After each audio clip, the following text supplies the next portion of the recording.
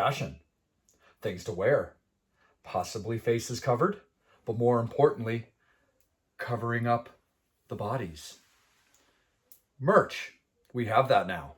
We are very, very excited to announce that Vampire and the Devil have partnered with our friends at Rock and Horror Apparel. They are now taking care of the actual merch, the exclusive merch for the Vampire and Devil podcast, modeled by our very sexy devil right here. Oh, yeah. But we have all kinds of goodies to share with you. Got the hoodies, we got some shirts, we got some tanks coming up, we got some booty shorts, we got all the stuff you want to wear from the Vampire and Devil podcast, thanks to Rock and Horror. Horns up, fangs out.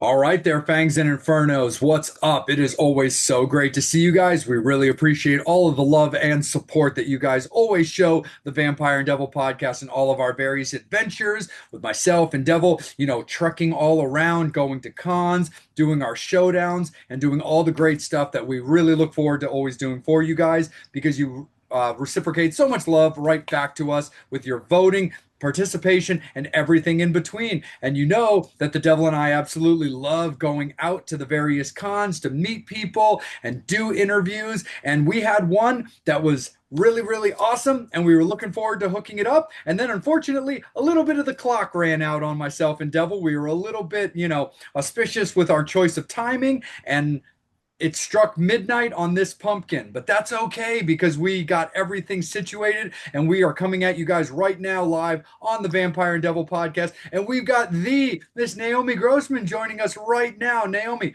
thank you so much for giving us some of your time this evening for us, this afternoon for you, and welcome to the Vampire and Devil podcast. Of course. I'm so glad we could work this out. I felt terrible having to pack up and leave you guys there. No, not a problem at all. We definitely understood. It was a little bit of misjudging on our part where, because we always try to be very, respectful when it comes to, fans, getting to meet you. But also you happen to have friends and family that were there at the same time. And, we didn't want to cut in on your time there and just kind of misjudged a little bit of the gap when it looked like you were free. And, we didn't want to, come off disrespectful or cut into any of your personal time as well. But definitely very grateful that we could hook it up. No problem. Yeah, it's hard to judge, with those things.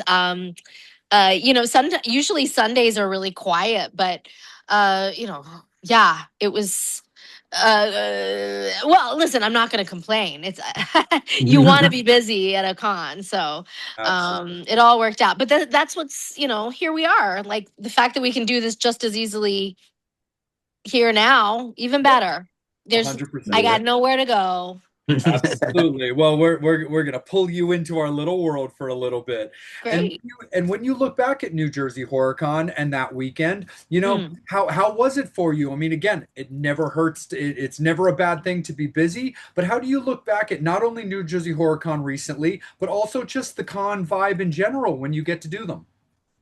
Oh, I love doing them. I wish I were doing them more. I do feel like these things are cyclical, and maybe it's cons, maybe it's American Horror Story, maybe it's the geopolitics, socioeconomic. I don't know what it is, but I do feel like it's sort of run its course a little bit. Like, you know what I mean? Like, I don't.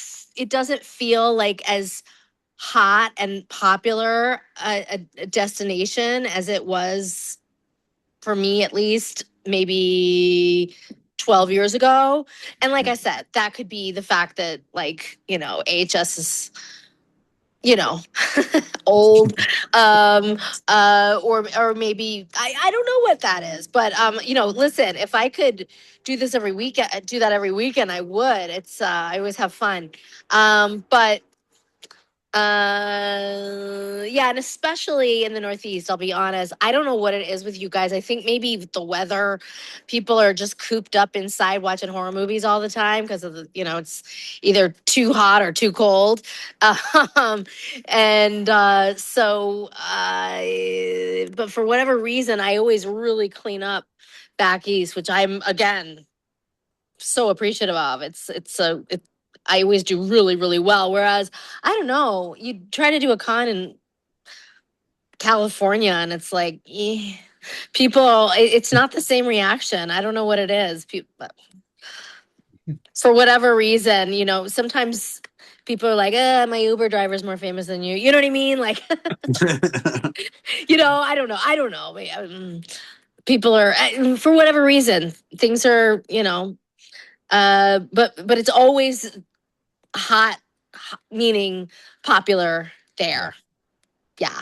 Yeah. And it might even also be something that simple as well, because, out East Coast here, I mean, we've got a lot of amazing cons, whether it be New Jersey Horror Con, Monster Mania Con, Creature Feature, all that kind of stuff.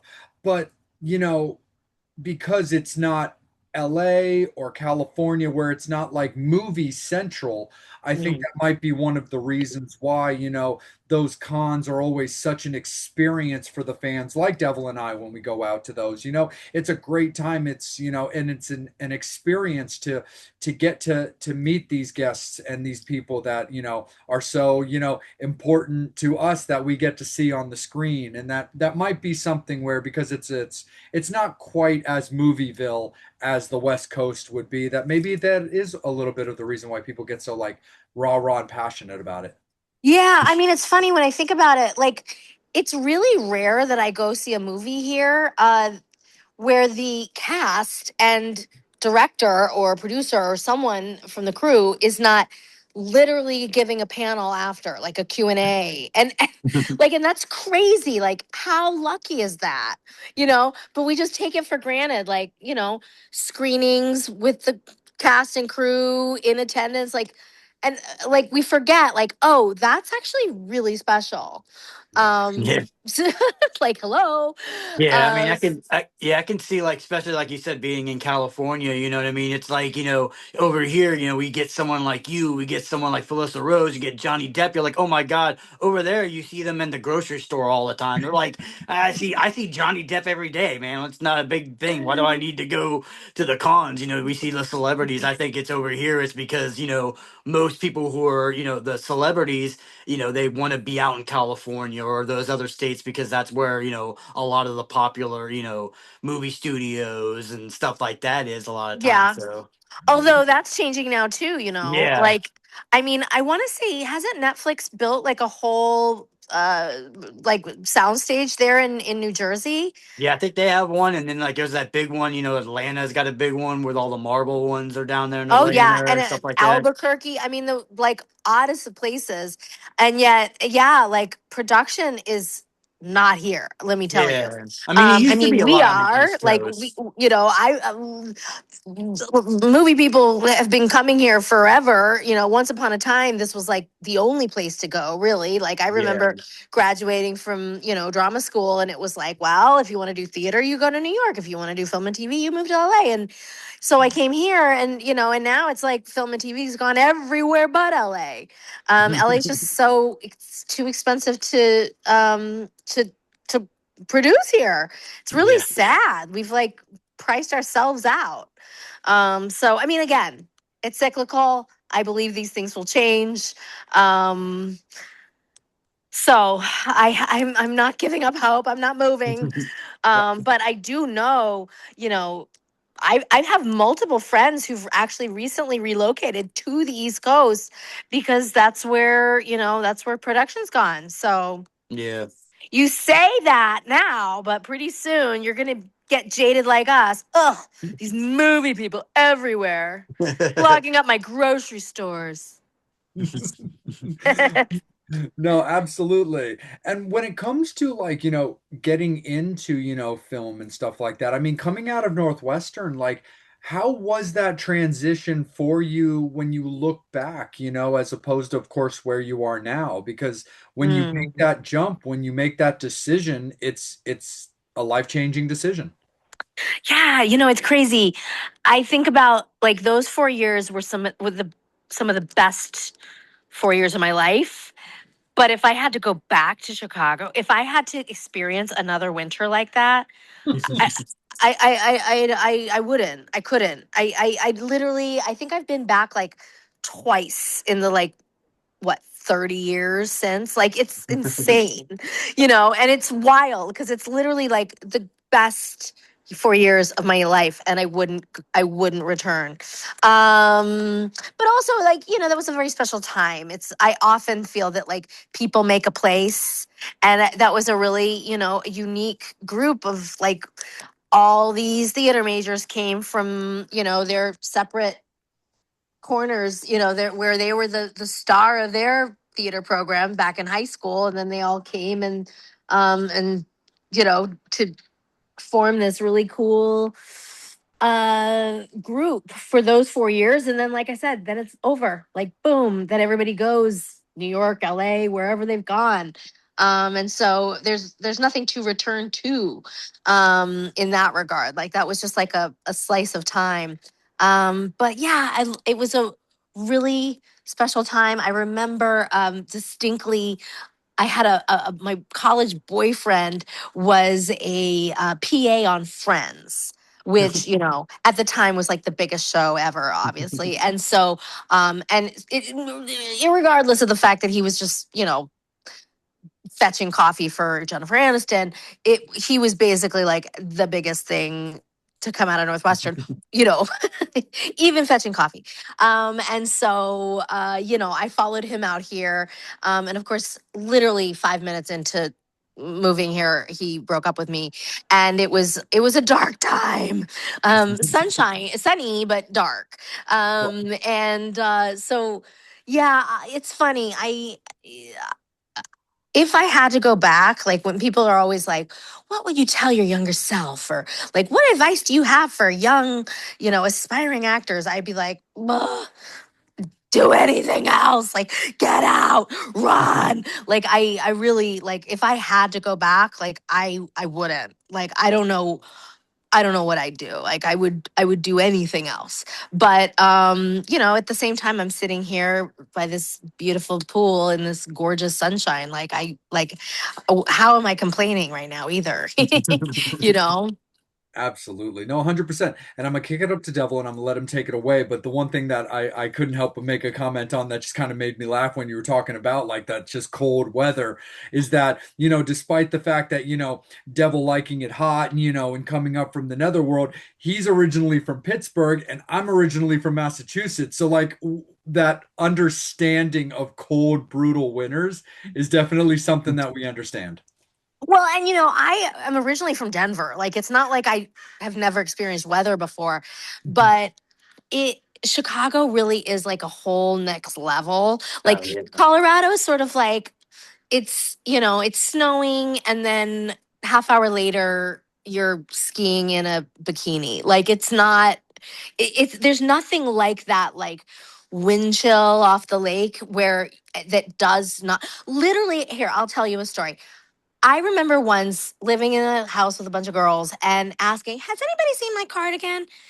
Cut to 3 months later, I find my cardigan. It's literally frozen into the ice out in Evanston. Like I found it. I tripped over it in the street. Like it was my cardigan. But again, it took 3 months to find because it was, that deep into the ice. That's the kind of thing that just doesn't happen here, and I'm perfectly Did fine with someone that. throw it out the window? No, I mean, I think I had it probably around my waist and it fell. And then, like I said, and then, the wind chill, the wind off the lake came and, never to be seen again. Yeah.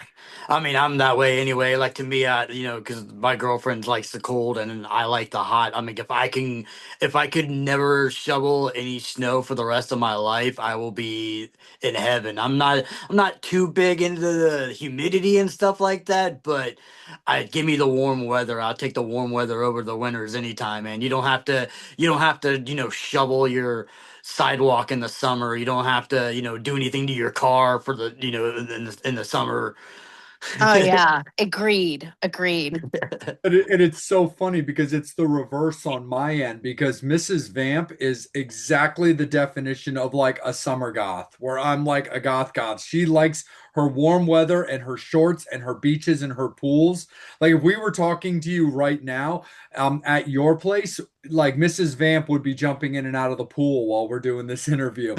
Ah, And then with me, I'm all about like, no, man, I'm the biggest prima donna priss in the summer. Like, give me 45 to 65 degrees all the time. oh my God. Wow. I think it's I mean, where it was different for Devil, I think just cold weather is was my comfort zone. Like I'm not the world's biggest fan of just being hot and sweaty and stuff. I'm kind of a little prima donna. I'm a bit prissy when it comes to that. I don't know why. It's just not really my thing. So like when the weather changes, Mrs. Vamp is super hype about it. Where me, I'm always like, oh, this is awful. So like the heat wave we were talking about off the air, that's kind of coming through. Like she's pretty hype about getting her pool on, where I'm just looking at that going like, oh man, I'm gonna melt. That's so funny. Yeah, I've literally had relationships end over the fact that we can't agree on a temperature. Like go into a hotel room and he wants the AC blasted, and I'm like, why would you come all the way to Mexico only to like freeze? Like, let's go to like Scandinavia next time. Like, God, what's the point? Yeah, that's how I Oh, am. I'm like, let's go somewhere cold. I'm like, no, let's go to Hawaii or, go to some yeah. tropical island. Oh, that sounds great. But obviously, the main thing that everybody's gonna, want to talk about and stuff like that is, talk about Not the American weather. Horror Story and and It's talk the about weather. Pepper. How did you first get involved with going on to American Horror Story? Well, it was an audition like any other. My agent called and sent me the sides. I I talked to a friend who had, watched the show. I hadn't, so he sort of prepped me. But what's to prep? Like every season is totally different. So Yeah, it's like, yeah, I got the 411 on the murder house, but that is not yeah, yeah. that has nothing to do with the asylum. So, but I mean, maybe I had a sense of the tone, I suppose. Anyway, I came into the audition. I had to do I remember I had to do a monologue of Jessica Lange's from season one. And then they also gave me a ball and they asked me to improvise, trying to get them to play with me as if I were a 4-year-old, which is weird because let's face it, film and TV, if they're casting a 4-year-old, they'll cast a 4-year-old. Like Yeah, you're not going to make a 30 something at the time look like a 4-year-old. Like there's, unless she has like Benjamin Button's disease or something, you know what I mean? Like so I was like, what? A 4-year-old. Now, obviously, in retrospect, we understand what they were, going for. yeah, But yeah, I had no idea at the time. I mean, I am an improviser. Like I came from, the Groundlings, which is a comedy theater here. yeah, You know, a lot of huge comedians came out of there. Lisa Kudrow, Will Ferrell, Melissa McCarthy. I mean, you name it. So granted, they're all comedy and in a way, Pepper could be comedic. It's just a matter of sort of like dialing her up or down. I mean, she definitely was like the comic relief of the show. yeah. Not that it was very funny, but yeah, I remember auditioning and driving home. I mean, it's very common to, basically flagellate yourself on the way home. Like, God, oh, that's the audition you nail. You know what I mean? Because it was like, I knew I didn't think I had any chance. Like it was, it was kind of me and this whole sea of little people in the waiting room. And I thought, well, they're not gonna give it to me. So I was shocked when I got a call, and the callback was really just like a meeting with makeup.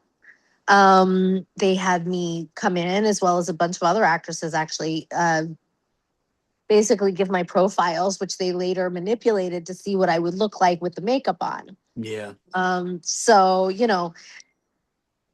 it's one of those things that I do tell kind of aspiring actors like, listen, you got to take the pressure off. Like, obviously, you want to do your best, but there's a lot of factors that you have no control of over. You know what I mean? Like, for all we know, the bridge of my nose was best. You know what I mean? So stop looking for the perfect nose, you know, like because you don't you don't know. Like you could look like the director's ex-wife, and you ain't getting that role, no matter what. You could, Yeah. you could be Laurence Olivier, and you're not gonna get it. So Yeah.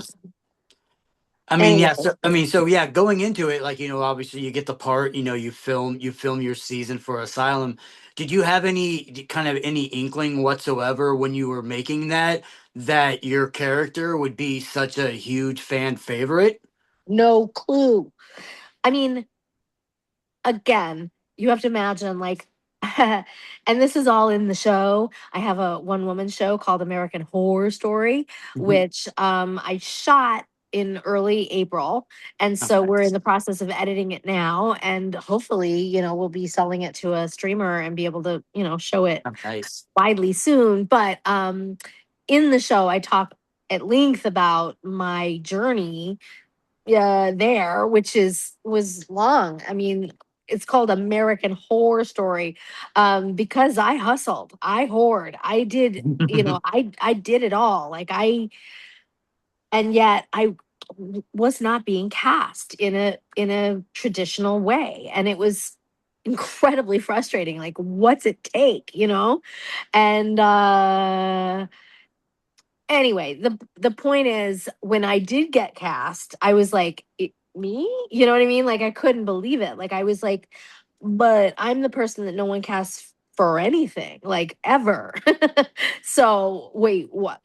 You're going to give me like the most batshit crazy role in the asylum? Like, go figure. Like, I mean, the whole thing was so surreal to me to watch people like Adam Levine, for example, who at the time was like huge, Maroon 5, whatever, Yeah.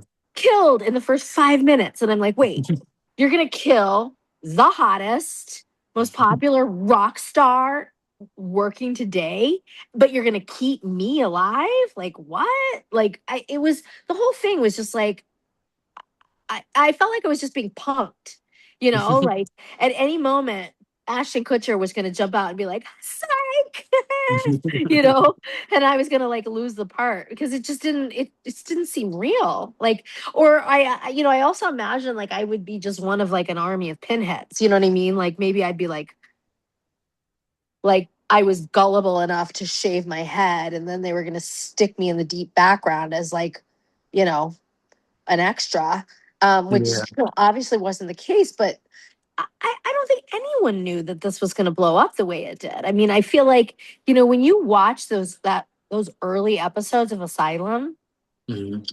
it's really like I remember very clearly that being in that day room where it was all the crazies. I mean, you had the Tourette's over here, Necro over there, Nympho there. Like there was all the freaks and geeks, right?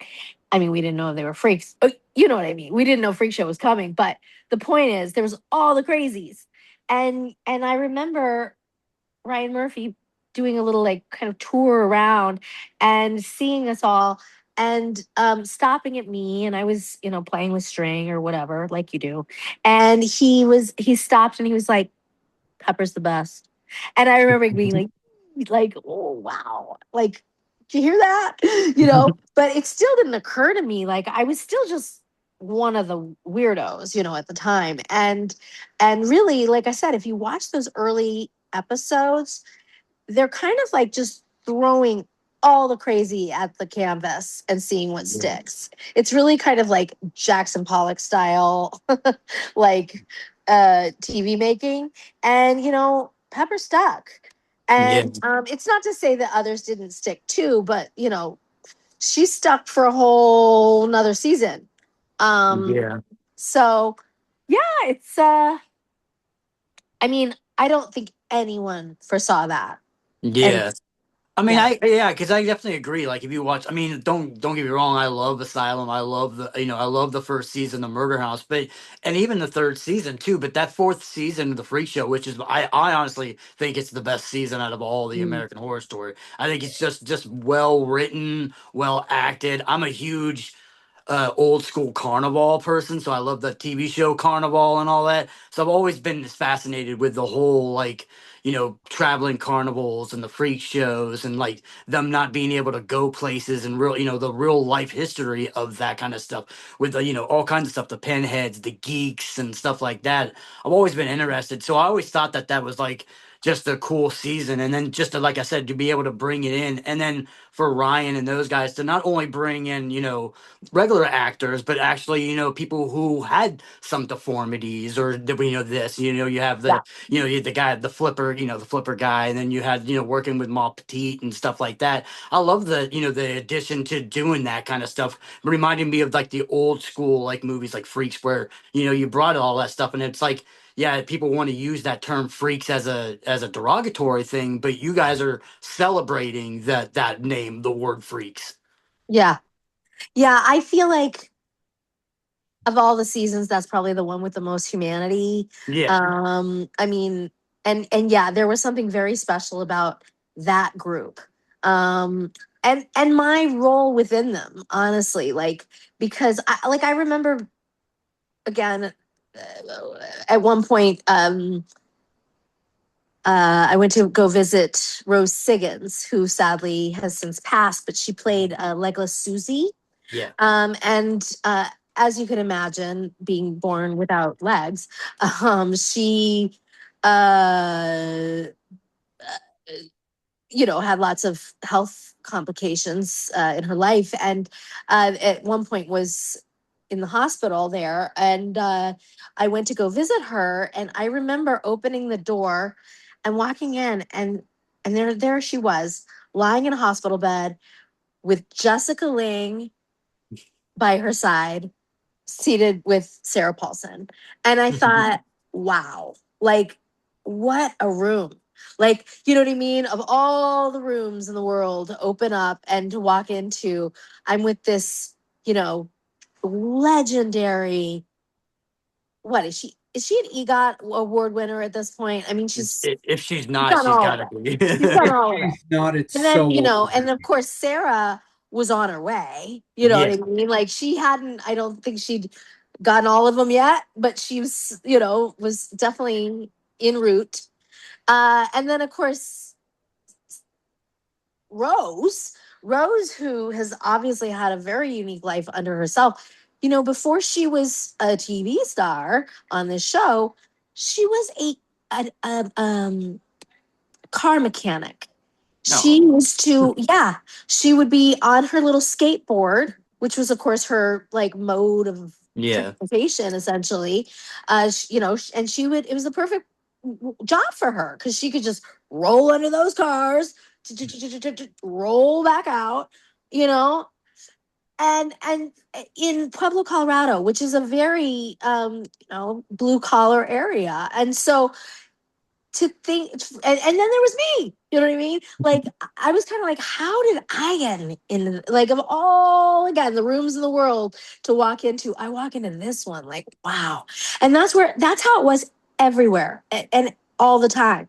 I was with the smallest woman in the world, with the tallest woman in the world, with these like giant A-listers. Like it was never boring, always just inspiring and incredible. And yeah, that's something that all the seasons have the A-listers, Yeah. but not all of them have such diversity and variety and yeah, humanity, I think. Yeah, yeah. I was gonna ask you about that. Being like I said, you look at some of those names of the list of just the actors and actresses that were at least in the seasons that you were in. Like you talking about some A-listers. How was that like?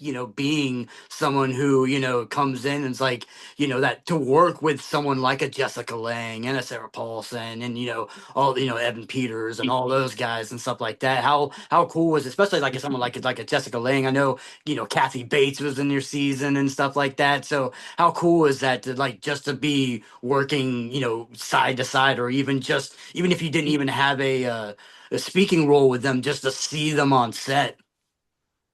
Yeah, I mean, I had a speaking role with all of them, Yeah, but you know, I mean, Jessica especially is one of those people that I just never quite unclinched my butt around. I just like couldn't get over like, oh, sir. yeah, Um, uh, but here's the thing: as much as I was kind of like, me, you want to cast me? I couldn't believe like that somehow I was there.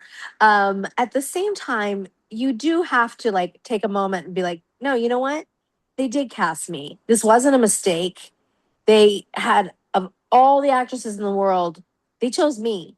And yeah, maybe the bridge of my nose is best, but if they wanted Lady Gaga for this role, believe me, they would have gotten her.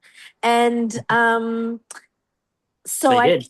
and they did just a season or two later. So I think yeah, like that kept me grounded and like not starstruck. Like, nope, like I have a job to do. And I can't do that if I'm sitting here fangirling over, my scene partner.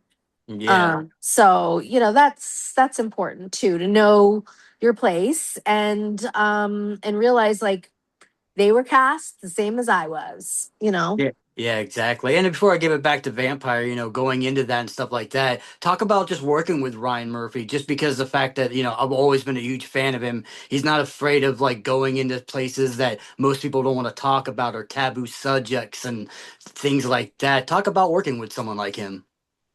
I mean, he's a genius. He's a genius. And then another genius element of his is that he surrounds himself with other geniuses. Yeah. So, and I mean, first of all, that's genius. Yeah.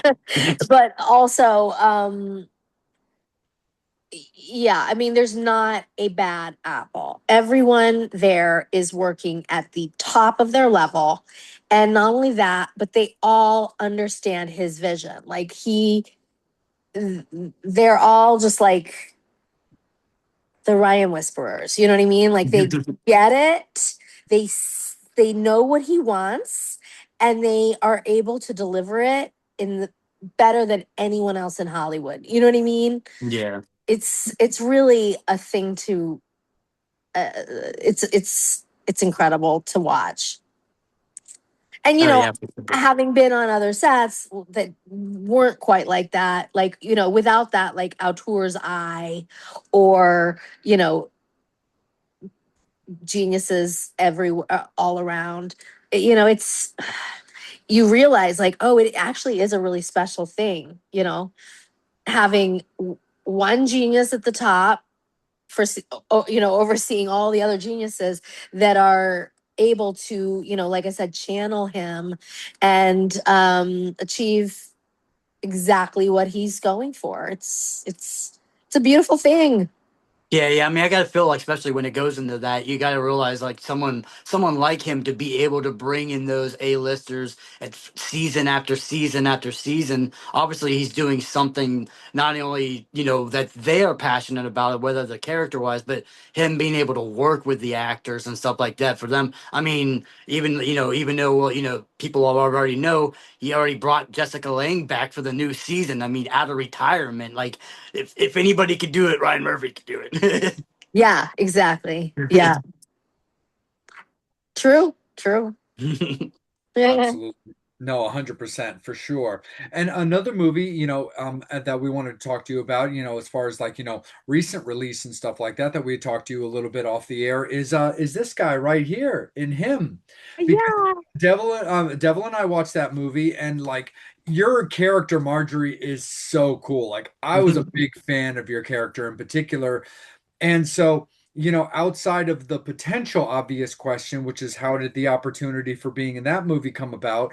But also, just like when you tap in also to a character like that, which has a little bit of like, unique, stylistic crazy that maybe a Pepper does.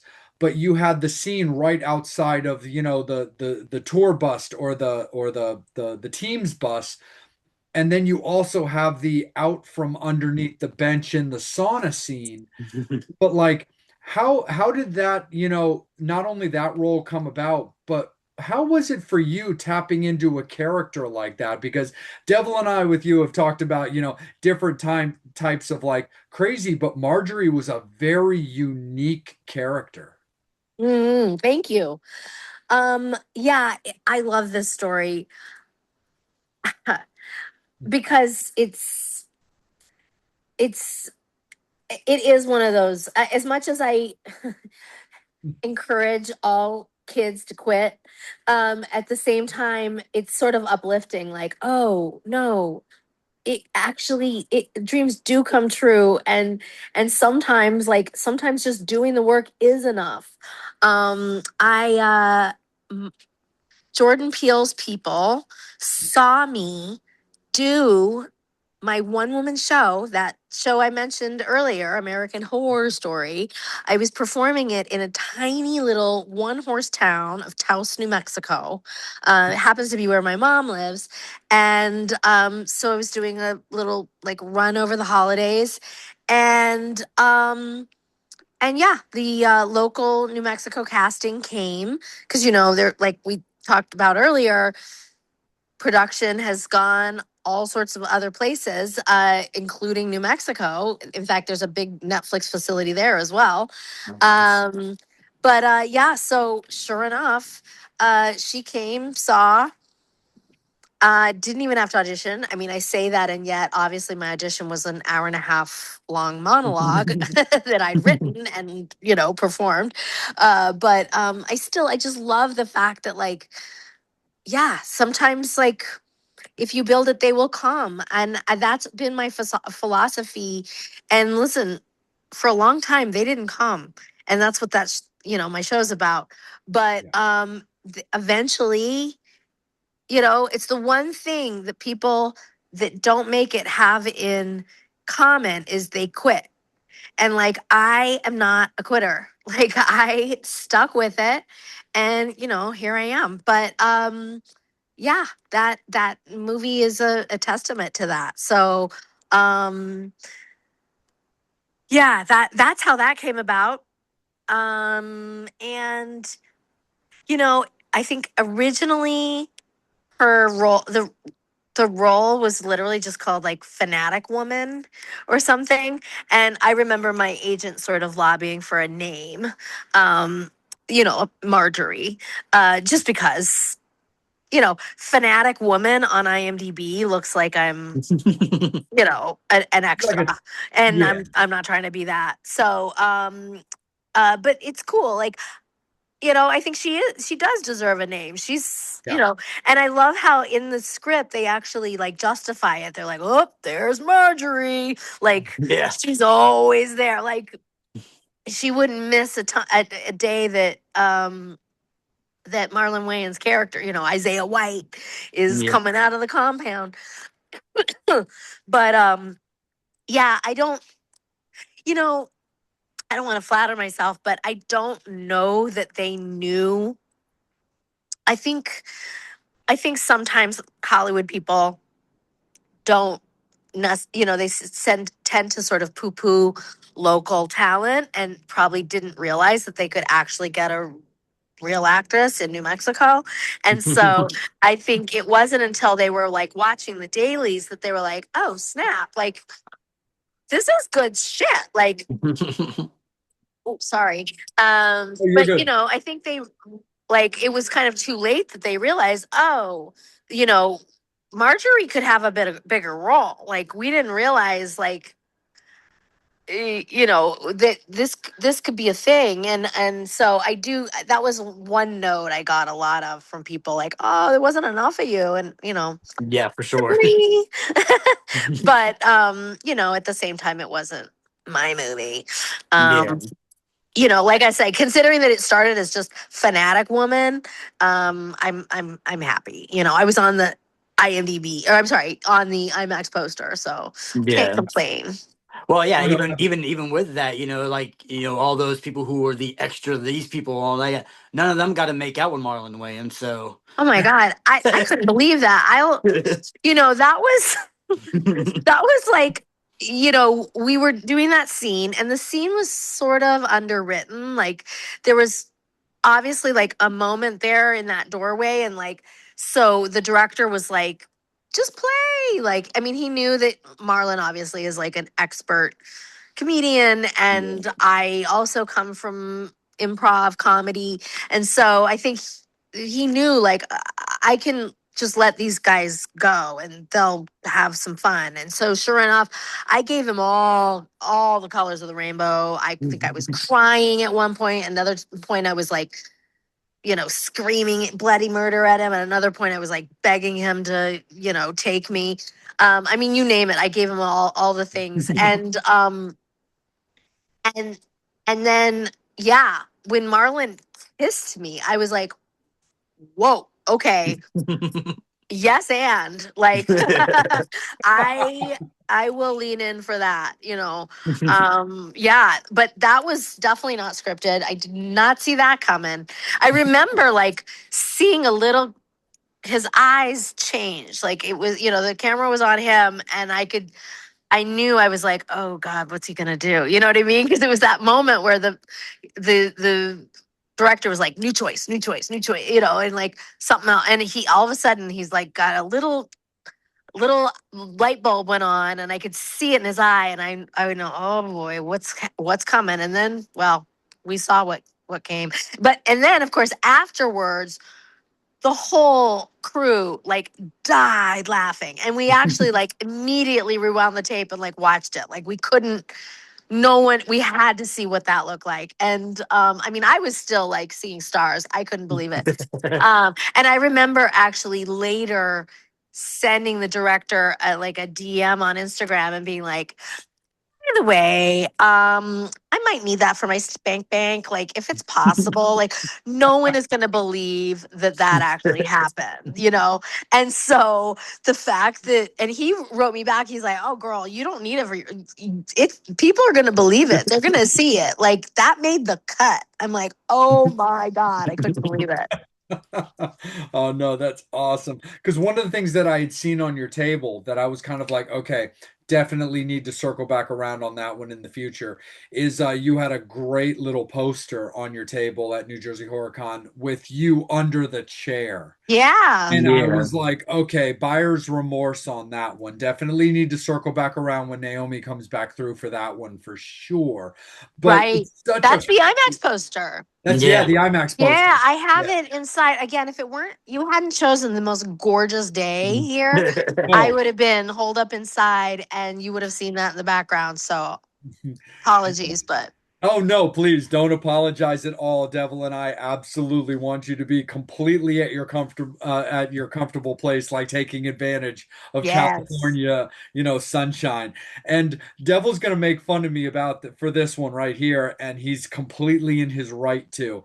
But I have another movie I want to ask you about, which is this one, I'll be honest, is completely for me. So, little funny backstory is that Devil and I went and did an event at Creature Feature not that long ago, and one of the people that was there was a musician that I'm incredibly fond of, very passionate about. His music has meant a lot to me over the years. And you did a movie called Bite Me a few years back Yeah. that had a feature for about the length of a cup of coffee for a guy named Aurelio Voltaire, who I'm a very, very big fan of. In the movie, it's right at the beginning. He's literally featured in a commercial playing himself. And then one of his actual songs is the credits. that are is the song that's featuring for the closing credits. But it's also because like anything involving like bite me, vampires, or anything that plays off of that nature is something that's always going to attract me as well. And knowing that I knew he did this movie, and then also it being a movie that you did, I just kind of want to take you back a few years when you look at a movie like that, which was definitely a much more chiller vibe, a little bit more of a modest budget type of movie, but still had a really, really cool concept behind it. I definitely wanted to ask you about what you remember about that movie. Also, just because it has like a musical tie to me personally. So I definitely wanted to ask you about it. Yeah, I mean, I remember it fondly. We shot that in New York City, which is really fun, obviously. Um, uh, there was of course that scene in the park, which was Yep. literally in Central Park during the eclipse. I want to say it was kind of cool, especially for a vampire movie. Yep. Um, Sorry, someone's texting me. I apologize. I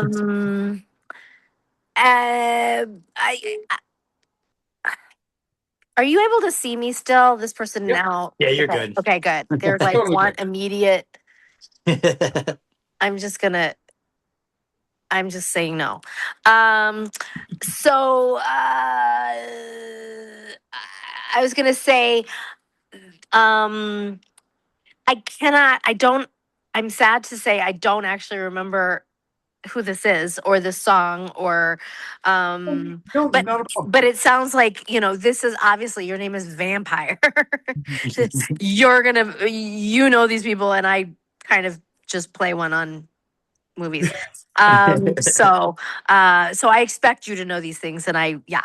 But Yeah, I'll have to go back and look. I mean, I have a real fondness for that. Like I said, not only because of the location that was so fun, but I remember there were three Naomis on set, which is unprecedented. We had a Oh wow. makeup Naomi and also the writer and lead, the lead late gal, Mhm. it's a romantic comedy. The girl is was also a Naomi, and so that was kind of fun.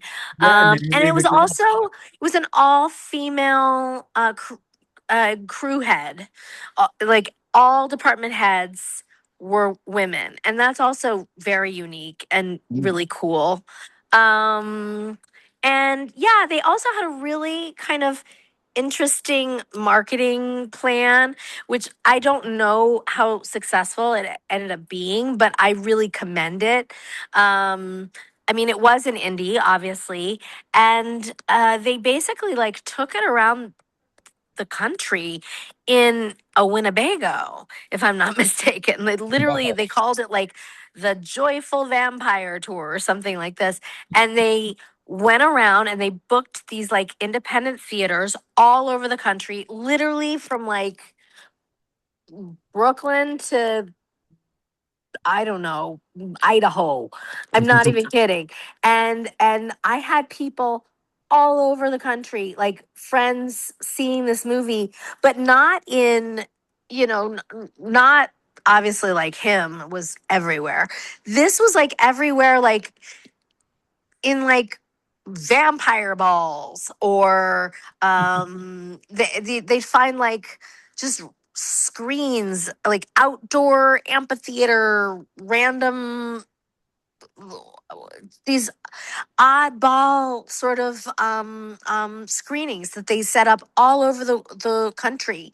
And not only that, but they documented it with like a YouTube series, which is also really interesting. So if you enjoyed that movie, I encourage you to go on YouTube and just look it up. Look up vampire, I'm sorry, bite me joyful vampire tour or something like that, and watch the sort of like behind the scenes like not making of the movie but really sort of marketing of the movie, because that's how they ultimately were able to distribute it in an indie way, which is so cool because yeah, like I don't know, I don't know how this sausage is made, but I do know that, distributors are known to be crooks, and you spend all this money to make a movie, and then they want half of it, or they want their piece.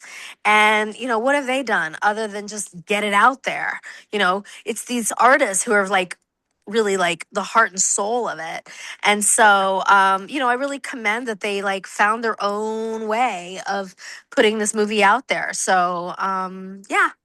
And furthermore, Naomi, who took the movie out, on her in her camper van, also went on to write a book all Oh, about like her findings, which were ultimately kind of depressing, in terms of like just the economics of what it takes to make a movie and make your money back and get your movie out there and whatnot. But it was still like, again, like I just what a self-starter, you know what I mean? She's really like, again, making it happen for herself. Talk about whores.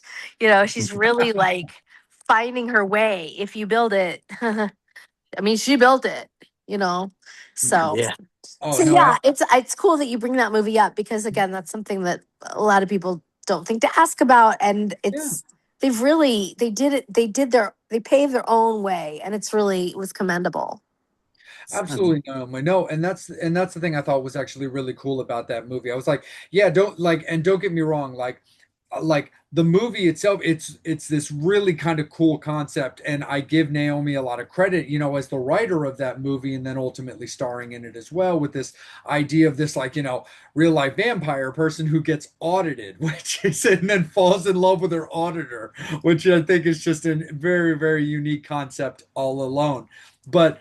Yeah, just the idea of like taking it out on tour, because Devil can also talk about this. There's movies that we really like Repo the Genetic Opera, which also spawned a couple of sequels and stuff, which had like small little runs that they would do that he had seen, when they did like their Devil's Carnival spinoff and things like that. So like small independent movies, like really putting, foot to pavement to like get it out there is very very unique. And I only really bring up Aurelio because like I had been familiar with the movie casually, because I'm always on the lookout for vampire movies. That's my brethren, so I'm always going to look out for those type of movies. But then of course, with somebody who's just meant so much to me musically, and who's dabbled now extensively in the acting world, where he's popped up in a lot of movies, I start paying a lot more attention to his filmography.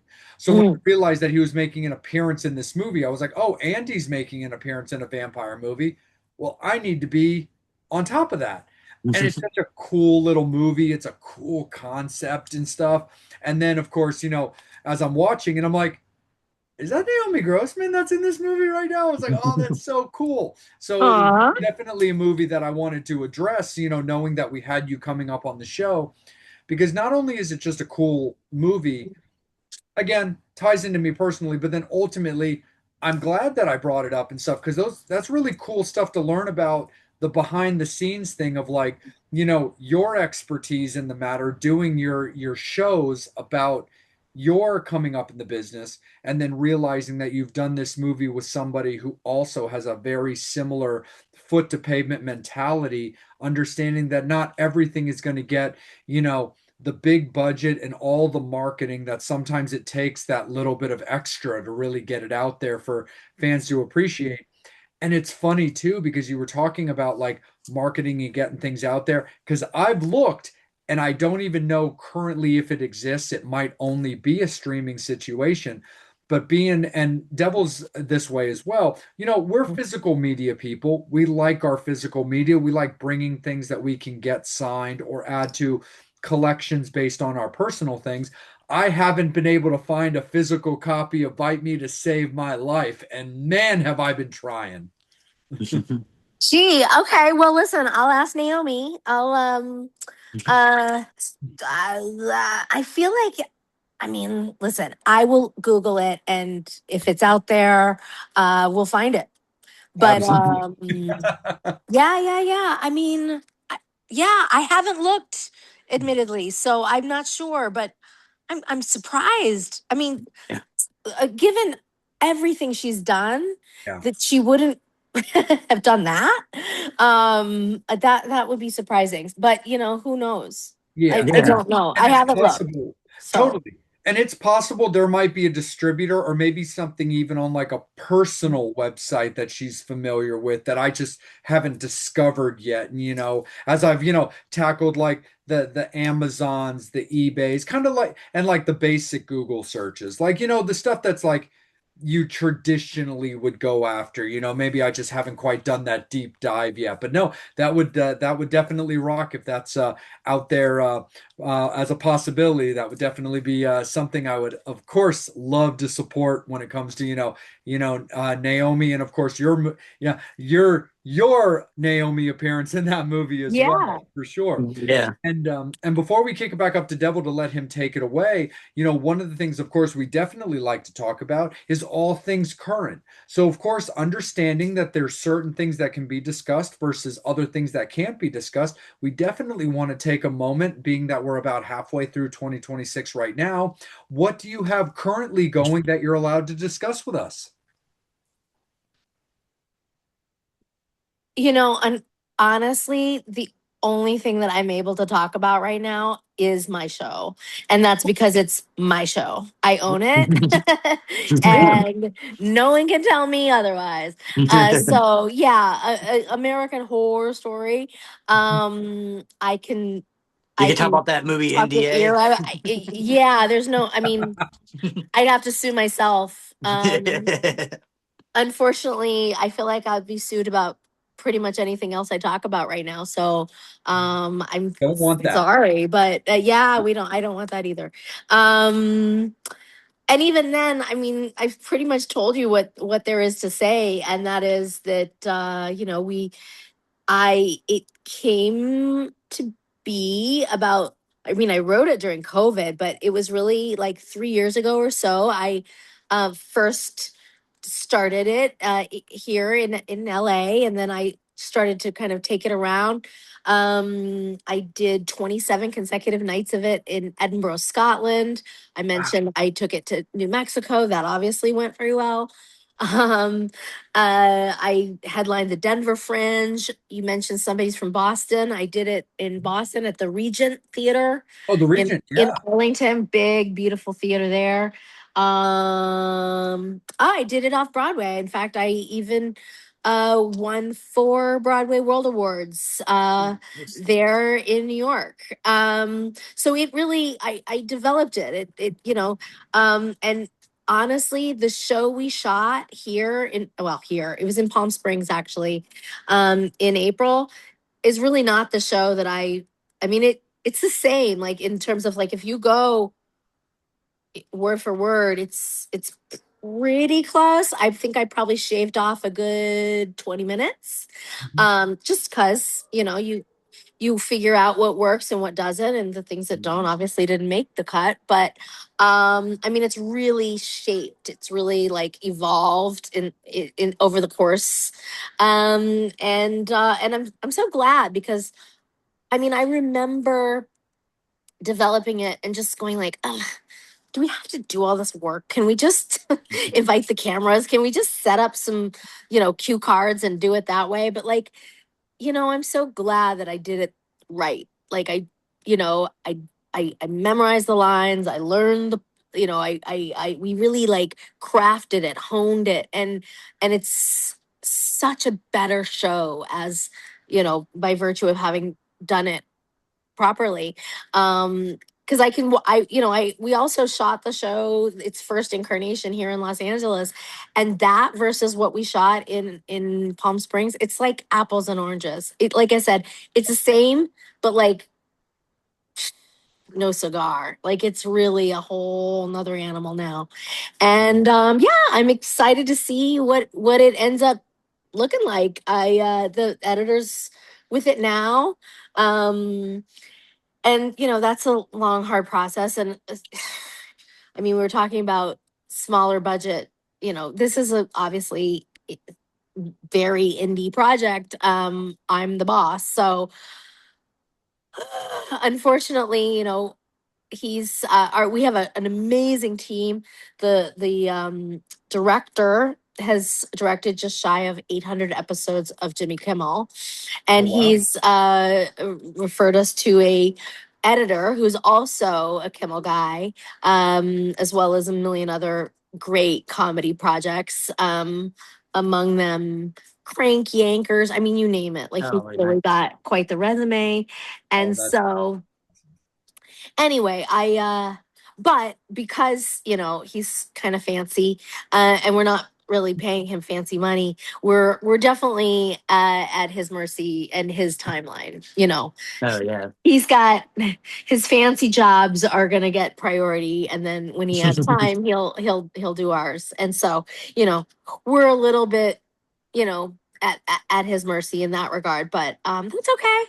It is what it is. Like I said, if you don't have money, you have time, and that's something we just have to, be patient. And we're hopeful to have that done though soon. And we'll see where it goes, where it streams. So. Yeah, yeah. I mean, talk about like, because like I said, me being a theater kid, you talking about, you doing theater, obviously doing the groundlings, doing that improv where you're feeding those stuff, you're feeding off of people, you're bouncing ideas and stuff like that.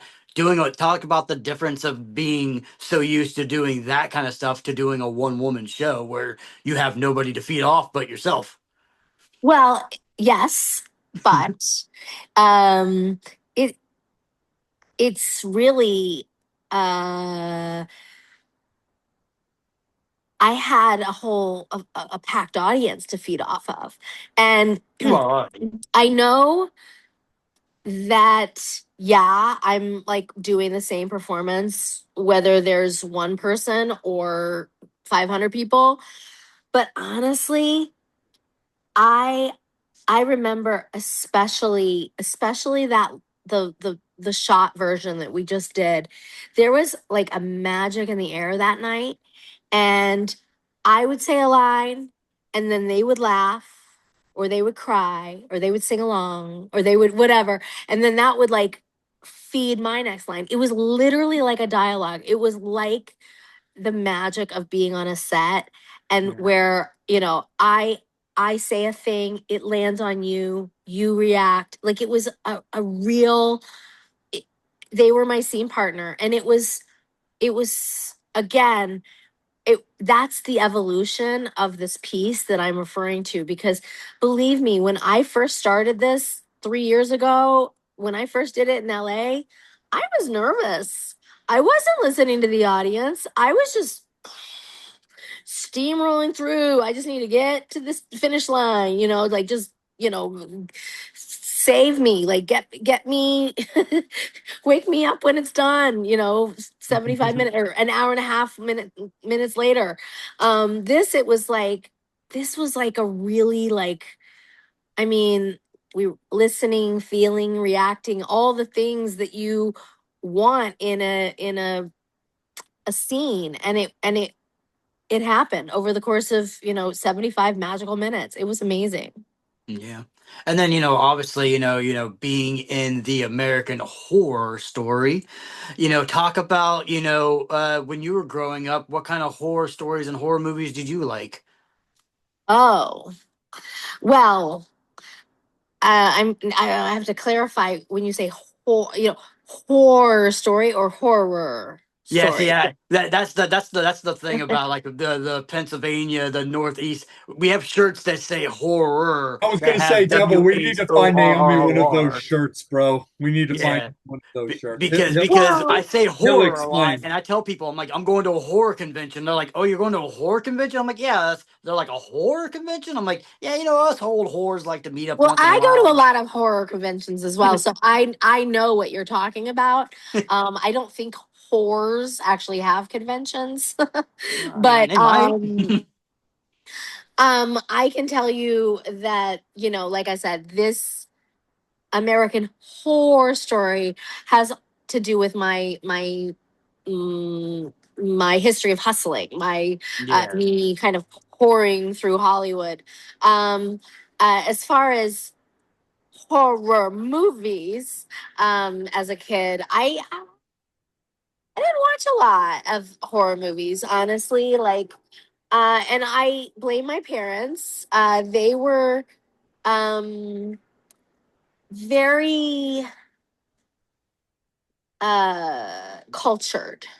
So, I mean, we didn't watch anything that wasn't pretty highbrow. If I was going to see a horror movie, it's because I was at I was at a sleepover and we weren't at the Grossmans, that's for sure. We were, I remember watching Clueless over, some some vacation. I was home from college, and the only way I was able to justify watching it is that I was like, no, no, no, this is Jane Austen. It's just, it's and then, oh, okay, okay, okay.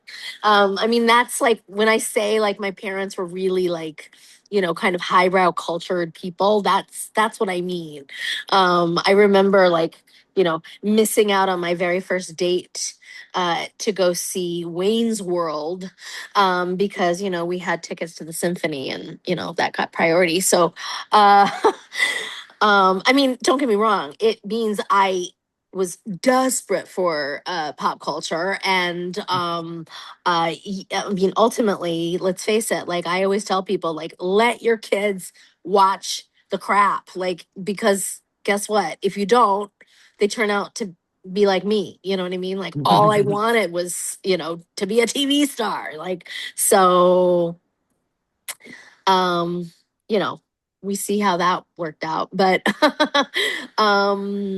yeah, so like I said, it's not to say I didn't watch horror movies. I just I wasn't allowed to watch them. I didn't watch them with parental permission.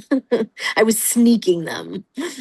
So with the highbrow stuff that your parents were making you watch, what were the movies? If you did watch movies, what were the movies that your parents agreed on? Well, let's see. I remember as a kid, very young. Well, my first film, and you'll be like, "What?" Uh, the first movie I ever saw in the movie theater was Hair. Oh, we're a Baltimore, so we're Yeah. huge John Water fans. Okay, I just think that's crazy because let's face it. I mean, listen, they weren't really hippies, but they were like original Peace Corps volunteers. Okay. So you see what I mean? Yeah. So yeah, like it wasn't weird that like you would take your kid to and I can't remember how old I was, but I mean I was in the movie theater. So I was seeing full frontal naked, nudity, totally fine. But because it was art, it was yeah. Um, what else did we see? I remember going to see Fantasia. Oh yeah. Yeah. Um, uh, yeah, I didn't. I mean, at home we watched a lot of like Cosmos with Carl Sagan and Charles Kuralt, Sunday Morning with Charles Kuralt. Do you see what I mean? Like Yeah. this, a lot of like PBS, like a lot of like educational programming. Um, and again, it was while the cats were away that the mouse would play and sneak I don't know, Family Ties and Cosby Show and all the sitcoms. Like believe me, I was obsessed with Saturday Night Live, which came on, it was way too late for me, but like I would like desperately try to like stay up and watch. But it was not something that it was kind of frowned upon. The boob tube, it would rot the brain. And well, here I am. So yeah, it's funny. I remember kids would be like sneaking cigarettes or drinking, and I was like, no, no, no, like I wanted to watch television, like that was my vice. Like I had no interest in drugs and alcohol. Like if I Yeah. could just watch some television, that Yes. That Yeah, was my jam. yeah, my family was like the complete opposite. Like my mom took me to see Jaws 3 when I was like 2, and we watched Halloween and The Exorcist and all that kind of stuff when I was a kid. I grew up with, watching. I mean, I remember going and see The Fly with Jeff Goldblum. We wanted to go, me and my sister wanted to go see it, and we told my parents, "Hey man, we want to go see it and then we want to go see it again." And they sat in the back, we sat in the front, and then it got to the transformation scene, and we were like, "Screw this!" and ran back. We were like, "Oh my god, this was so scary." I love that. Yeah, see, I mean, I have ultimately caught up. Like I've seen all those things now, but I needed to leave my parents' home to do it. You know what I mean? Like, I mean, it was almost like hilarious. I remember in college, like I I remember people always saying like, "Where were you raised? Like, how do you not know these things?" Like we should all go on Jeopardy because like take Naomi, like Naomi knows all the like weird shit, like all the like Baroque composers and like random like cultural stuff that no one would know, and then like all my friends could fill in all the gaps, like all the pop culture stuff, and together like we'd clean up. But like left to my own devices with pop culture, I was like a mess until recently. I feel like I've caught up. Which is funny since Pepper, as we've come around, is a pop icon. Yeah, but listen, my dad has still not seen the show, so The audacity. I know that's probably something for a therapist. Hey man, tell your dad. John Waters is a fan of Ryan Murphy, so There you go. Oh, there you go. There's the connection for it. That's right. I want to say I read that he's in the new Yeah, season. he's going to be in the new season. So there you go. Be like, Yeah. There you go. I love it. I'm 1 degree connected. That's amazing. absolutely. But that we should make you 2 degrees connected, though, Naomi, because I think Devla can agree. Because if it works into your schedule when it comes to American Horror Story, we would love maybe you to consider a Baltimore date as a city to perform in. We would love to have you Ooh. here. yeah, we'd love to come and see that. Yeah. You know, here's a some pop culture. I'm sure you've seen the Baltimoreans. Yes, Yep. So absolutely. I saw a screening of that again. I I don't go to the movies without the cast hanging out afterwards to talk. But yeah, God, what's his name? He needs keys to your city. The guy, the lead of that movie. I can't think of his name Oh, now.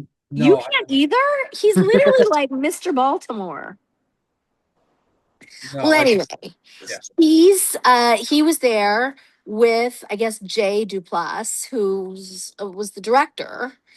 Who, obviously it's like a very he's known actor from I guess Transparent. He's also a pretty established director at this point. Anyway, I guess that Mr. Baltimore or Baltimorean was discovered, I guess, during like COVID. He was doing these like silly YouTube or TikTok videos. That's when Jay Duplass like found him basically. Yeah, And Michael Strassner. yes, thank you. Yeah. He I was like, is so funny. And that film is so, I mean, it's so personal and so, I mean, and I love it. Like this total like love letter to this city that I think is ultimately doesn't get a lot of love. But he just loves it. And there's something just so adorable about, this like love affair he has for his hometown. And anyway, it's just a shout out to Baltimore. So I feel like I need to go there. yeah, yeah. Like I said, other than John Waters, Baltimore pretty much gets a bad rep when it comes to anything else. Well, wait a minute.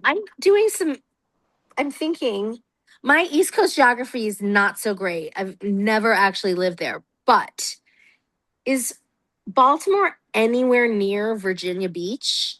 About Uh, 4 hours. About 4 hours. about 4 hours. Yeah, okay, yeah. I just know, I have friends in Maryland or friends in Virginia that go to Maryland all the time or vice versa. Like they're, so close.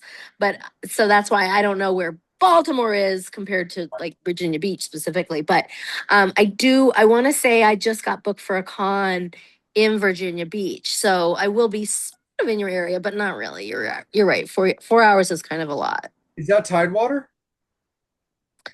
The name of the con you're asking? Yeah. I can't remember. It's okay, no worries, for sure. No, just because Devil and I recently just did the panels for Maryland Pop and Horror Con, and the organizers of Maryland Pop and Horror Con do a Virginia's home base for them, and it's Yeah, their Ah, Virginia Beach. Virginia's their Virginia Beaches. That's like their big one. If you do you is it in September offhand? Do you know, I Naomi? think so, I yeah. think that's the one you're going to be at. Is I think it's the people that we just worked with, and they're absolutely dolls. You're going to love them to death. I Okay. don't know if you've ever worked their con before, but I think you're Do really, no no, do me a favor. yeah. Because here's the thing. I want to say my manager said to save the date. Okay. But I don't think it's booked. I don't think the ink is dry. So I'm not asking you to go in and, cut this interview short. But maybe since you know them, write them, text them, email them, post, whatever, and say, hey, we just had Naomi on our show. She mentioned possibly coming to your con. Let me say, there's a poster on her table with my name on it. There's at least one sale. Like we want her. We want her. People don't realize that's how that's how this works out. You know what I Sure. mean? Like Yeah. it's people are always begging me to come, and I'm like, believe me, I want to come. Like I got a mortgage to pay. Like so, but it's ultimately it's up to the fans to let the promoters know that this is what they want.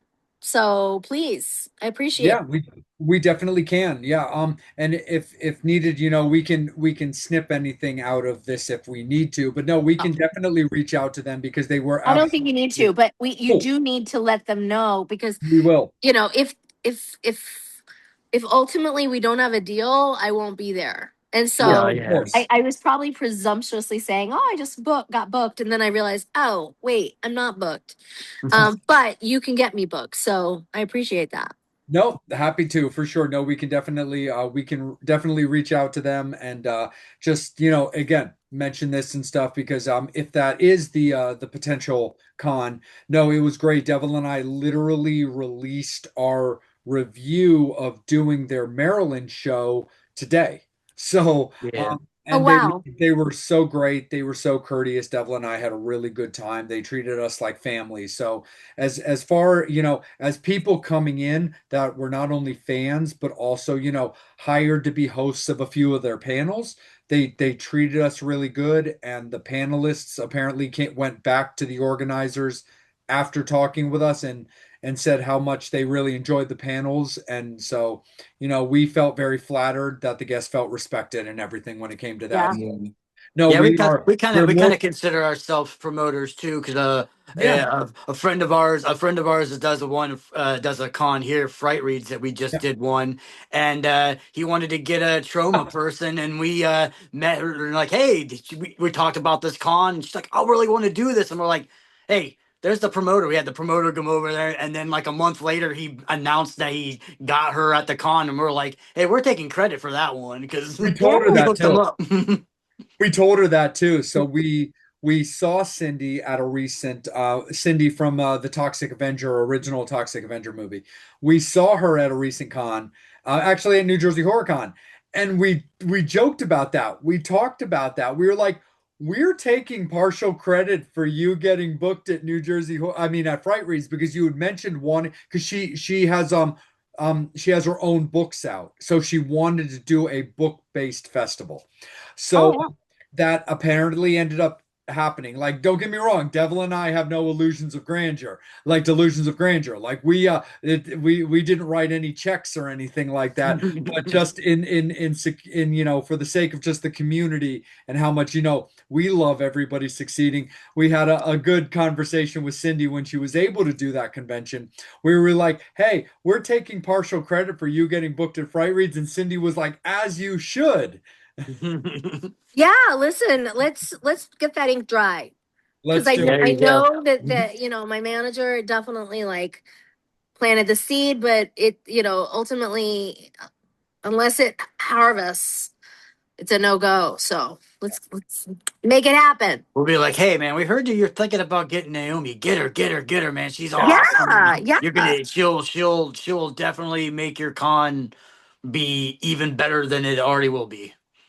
Well, yeah. I mean, I suppose you could probably even like tease, like, oh yeah, she mentioned possibly coming, and because she knew our whereabouts in Maryland, and she Yeah.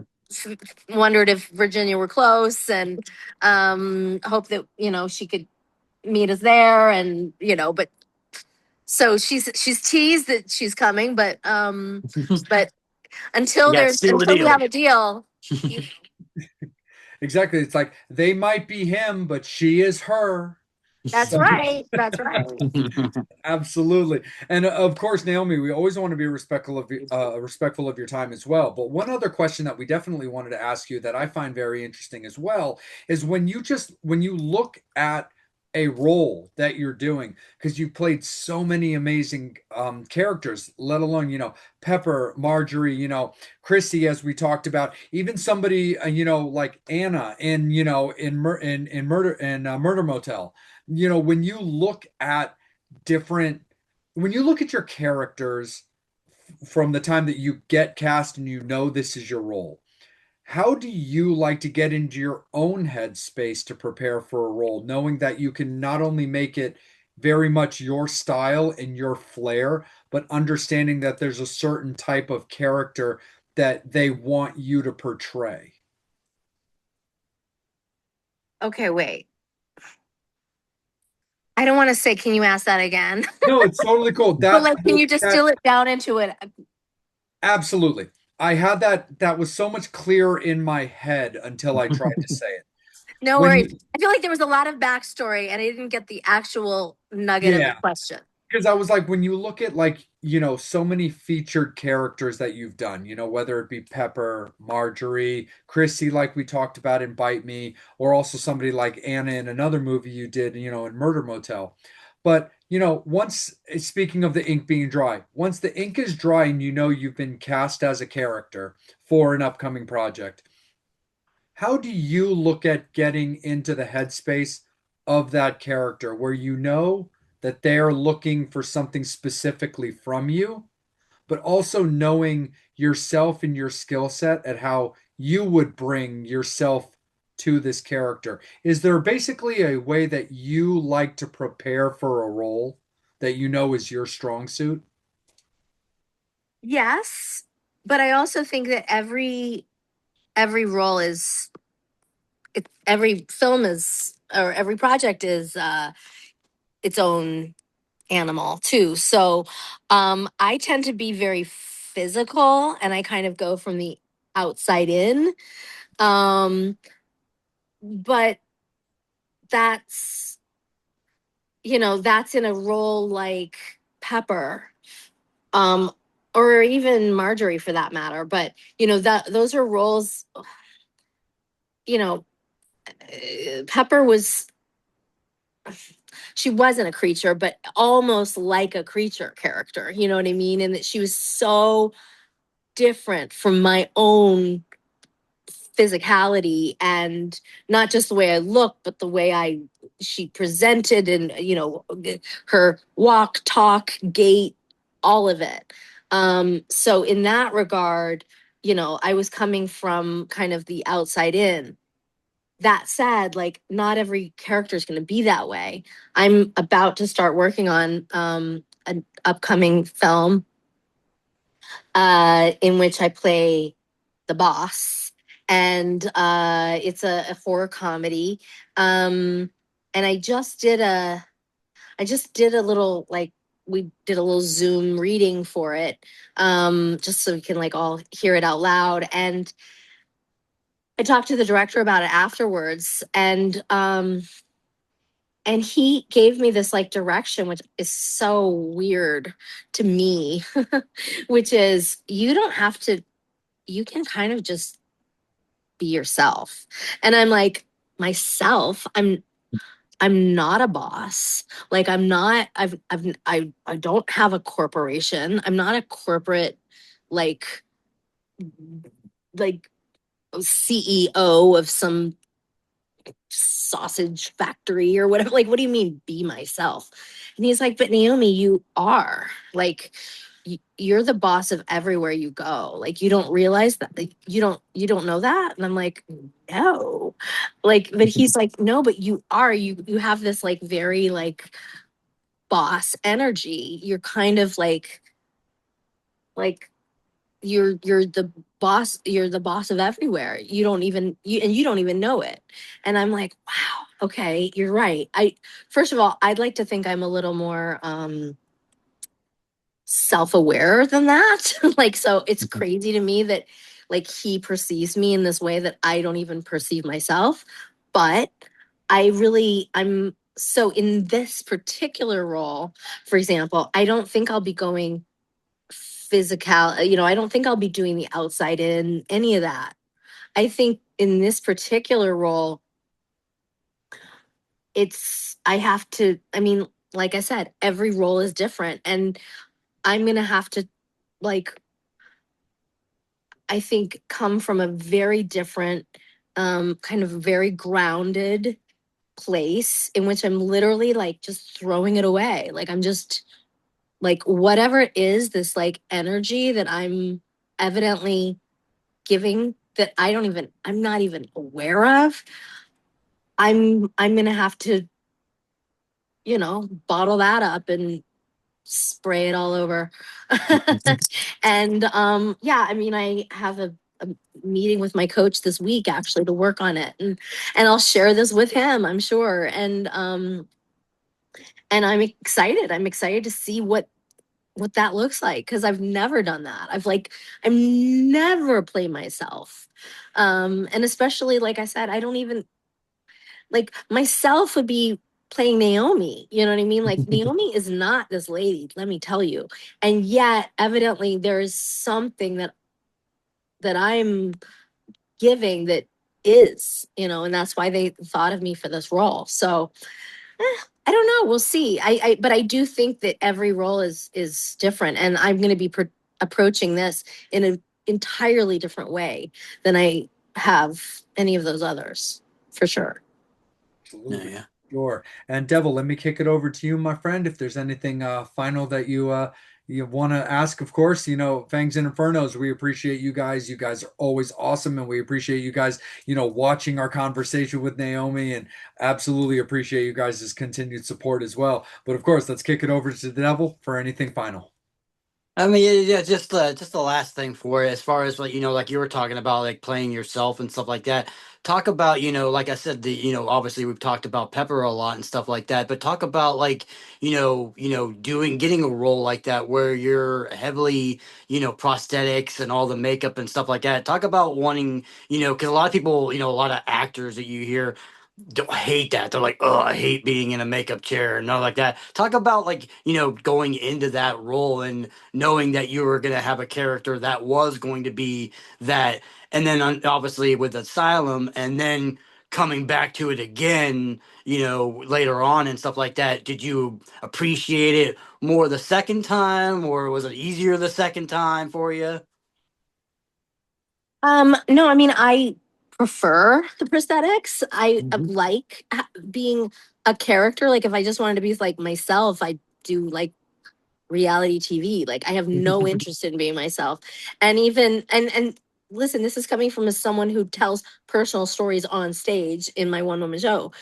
One woman shows. I've actually literally I have three. So but even so yeah, I have no interest in being me. And so when I say like I'm going to be playing myself, I just mean I'm not transformed into this like character. Like Yeah.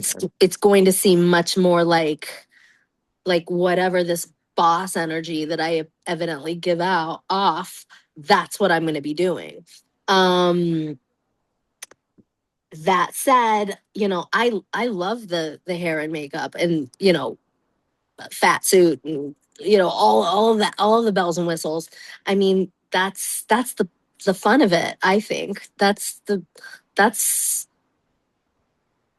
when I was a little girl, like playing dress up and and like I mean, like I said, it was such a beautiful day today. I barely wanted to wear anything. I was, I was in my birthday suit, pulling a hair until I had to, zoom in with you. But, I consider every day as like an opportunity to, like, who am I going to be today? What am I gonna like? Every day is an opportunity to wear a costume and play a part. Yeah. So, I enjoy dressing and, really kind of, transforming myself daily. So I'm definitely not an actor that, dismisses that at all. You know, as far as coming back for that second season as Pepper, I think, obviously that was unprecedented. That had never happened at that point, and so that was really cool. And uh I mean, I was just figured like the hair and makeup is just part of that. Like, I can do Pepper for you here right now, but it's not the same. Like, you need, Yeah. all of that. That's part of it. And it was especially cool because, let's face it, the the Pepper of season 4 was younger, right? She was, Yeah. so there was the fat suit was a little smaller. The freckles, there was a little more freckles. Like there was subtleties to the makeup, the hair and makeup, um, Yeah. that were different, because we were trying to create a younger, Yeah. Prequel version. yeah, prequel version. Exactly. It was kind of cool. So again, it was neat to be part of that process. And not only did the hair and makeup people have to like keep that in mind, but my acting too. You know what I mean? I needed to be a little more spry, a little more youthful, a little more innocent, And then, because yeah, and then for I guess for a last question, be kind of I just thought about it. It's pretty silly. We're talking about Asylum and the end of Asylum. With Pepper and aliens. How would you play if aliens wanted to take you, Naomi? oh, if they want to take me If or they wanted to take you, oh my. how would you how Um would how would you fare versus how Pepper fared? I would love them to just take me. I mean, listen, like I said, this isn't a terrible place to have to be, but this the world has gotten so crazy. I would welcome being beamed up somewhere and just had my brain scrambled, honestly. I'd love to just turn off this 24-hour news cycle and just like, yeah, I'm here for it. As Take long as me there's away. warm weather and a pool. What's that? As long as there's warm weather and a pool. Yeah, actually, the warm weather has migrated. The sun has changed since we do have to get off because I'm now freezing. It was gorgeous, and now it's become the fall. That's how long. No, not a problem at all, Naomi. Like, Devil and I truly appreciate your time this afternoon for you, this evening for us. And the most important thing, of course, for myself and for Devil is that you enjoyed your time on the show. You felt respected. You liked the questions that were asked. And, you just, enjoyed the time and, and just are in a good place about it because Devil and I truly appreciated your time. We're glad we could make it work. And it was a pleasure having you on. No problem. Of course, I'm glad we made it work.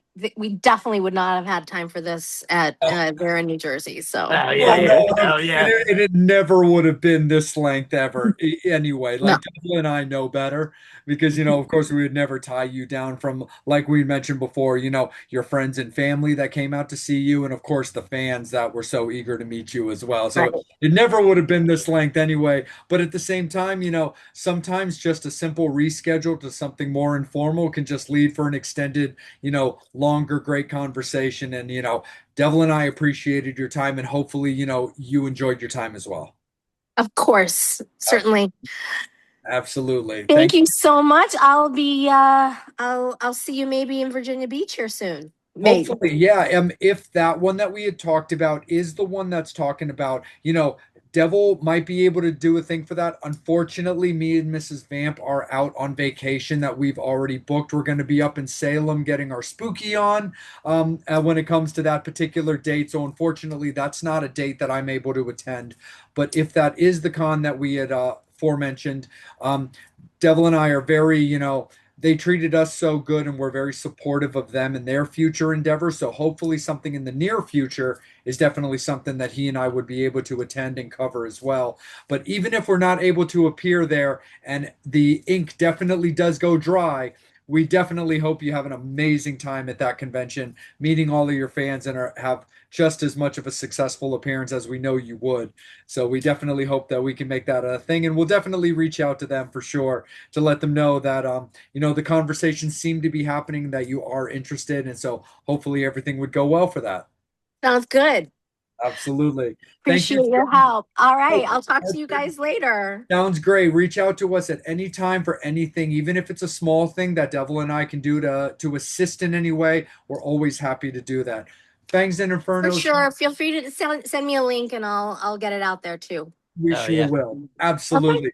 Fangs and Infernos, Sounds thank good. you guys so much. Okay. Take care. Take care. Thank you so much, Fangs and Infernos. This has been an amazing episode, and we really appreciate Naomi's courtesies. And I hope you guys enjoyed watching everything. And make sure that you guys are supporting her on all of her socials, all of her upcoming projects, and getting out to her one-woman show if it's coming to all of your areas. So thank you guys so much. As always, make sure that you're following Naomi Grossman on all of her socials so you know what she's got going on. You can follow Vampire and Devil at the Vampire and Devil Podcast on Instagram, Facebook, and please like and subscribe to the YouTube channel because that's where all of our interviews and all of our episodes are put out at. We'll see you guys real soon. Take care. Be good. He is the devil. I'm the vampire. But more importantly, she is Naomi Grossman. And we look forward to seeing you guys again real soon.